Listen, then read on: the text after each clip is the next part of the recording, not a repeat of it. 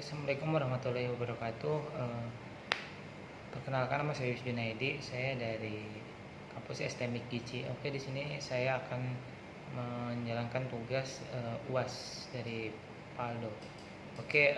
Lanjut ke bagian soal. Di sini soalnya di bagian bank dan lembaga keuangan ya. Nomor 1, menurut saudara bagaimana perkembangan teknologi komputer pada saat ini? Kalau menurut saya ya, komputer pada saat ini, jika kita menilik kembali pada 10 tahun belakang, perkembangan teknologi dalam dunia finansial begitu cepat ya. Perkembangan itu dapat dilihat mulai dari segala bentuk transaksi ya, yang sekarang dapat diakses dari smartphone melalui dari e-money, hingga melakukan investasi atau pengembangan dan lebih mudah. Salah satu bukti perkembangan teknologi dalam dunia finansial adalah muncul finansial teknologi atau fintech.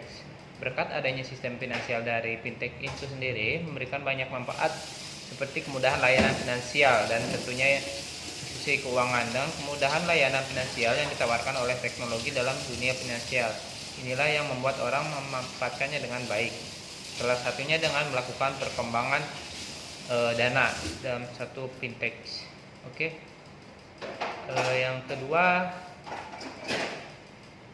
ketika saudara menggunakan fasilitas internet pada perbankan, apakah saudara sudah mempertimbangkan terlebih dahulu dampak positif dan negatifnya? Kalau untuk internet itu sendiri ya, pasti ada kelebihan dan kekurangannya. Semakin ketatnya persaingan pada dunia perbankan ya, serta munculnya regulasi yang dikeluarkan pemerintah untuk mengantisipasi tindak cybercrime ya. Jadi dalam penggunaan bank itu kita harus tahu cybercrime. Apa itu cybercrime? Itu salah satu dampak negatifnya karena adanya cybercrime atau pencurian data. Nah, perubahan kemajuan teknologi informasi berkaitan dengan keputusan implementasi perbankan karenanya perbankan berhati-hati menentukan jenis hardware dan software. Nah, meskipun kita menggunakan fasilitas internet, otomatis hardware dan softwarenya juga sangat berpengaruh.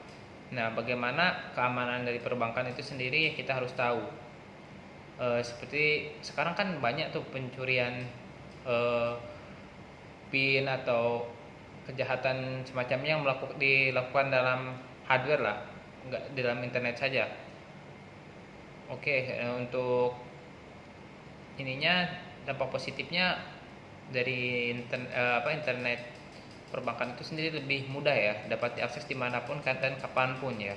Sekarang melakukan transaksi itu lebih mudah karena hanya dengan smartphone dan layanan dari bank itu sendiri kita bisa mengaksesnya dengan sangat simple. Kita lanjut ke nomor 3, kejahatan dunia dan perbankan saat ini sudah banyak jenisnya. Untuk jenis cybercrime ya, yang saya ketahui itu banyak macamnya sih.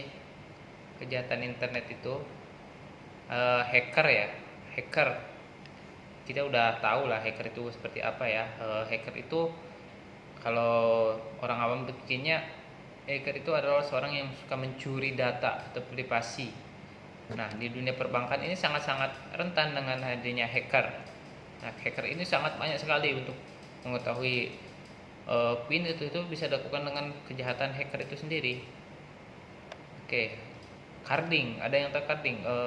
Di sini teman-teman saya akan jelaskan kayak gimana sih carding itu. Carding itu adalah cara kejahatan melalui dunia internet dengan memasukkan nomor PIN,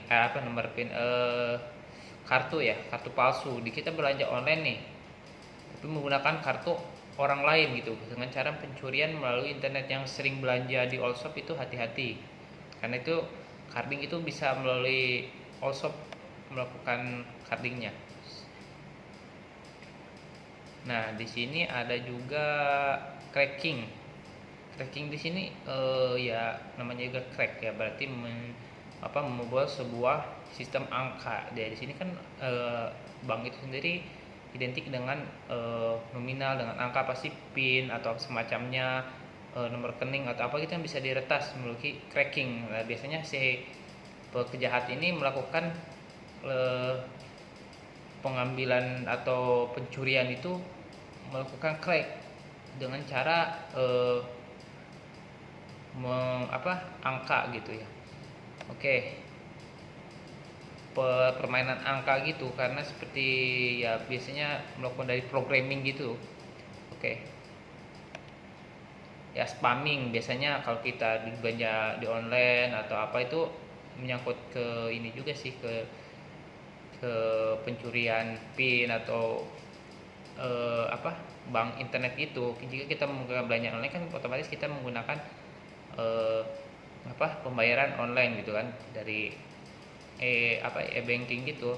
Nah, disitulah dia caranya kita spam seperti biasanya si pelaku ini melakukan iklan di sebuah web. Seperti ada kasus si salah satu all shop itu ada di pasukan. Nah, pas kita masuk itu ternyata malah ke di webnya Shopee ya. Shopee yang asli ada satu ya kan, tapi di webnya ada dua. Nah, kita malah salah satu masuk ke yang salah, bukan ke resmi Shopee-nya. Jadi pas kita masuk itu kita otomatis ke website yang si penjahat tadi. Nah, di situ dia akan melakukan spamming seperti iklan gitu kan. Kita klik-klik aja, nanti bisa hack kartu kita, bisa terambil PIN-nya, tercuri gitu ya. Nah, itu karena spamming itu tadi. Makanya kalau ada full belanja itu harus benar-benar lihat websitenya itu sendiri. Oke, kita lanjut ke nomor 5. Bagaimana proses bagi hasil pada bank syariah ya. Kalau saya sendiri ya, untuk bank syariah sendiri, perbankan syariah ini kan Islam nih, konsepnya Islam. Sebagaimana yang sudah kita ketahui, perbankan tidak menerapkan sistem bunga dalam aktivitas perbankannya. Bunga dianggap sebagian dari riba kan, berdasarkan syariah. Menerapkan sistem bagi hasil atau nasabah yang Islam sah untuk dilakukan.